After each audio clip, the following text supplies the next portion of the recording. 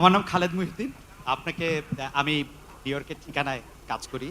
আপনাকে প্রথমে অভিনন্দন জানাই। আপনি জয়লাভ করেছেন। কিন্তু একটু প্রশ্ন করি যে গত সরকার চলে যাওয়ার পর থেকে কিন্তু আপনি বলে আসছেন যে এই নির্বাচনটা খুব সহজ হবে না।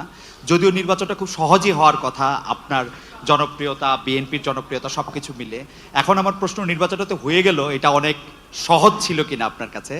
আর এই প্রশ্নটার একটা ছোট্ট লেজ হলো যে এরকম যে একটু অভয় দিলে বলি যে আপনাকে কোনো এই ২০০-র বেশি আসন পাওয়ার জন্য আপনাকে কোনো ইঞ্জিনিয়ারিং করতে হইলো কিনা?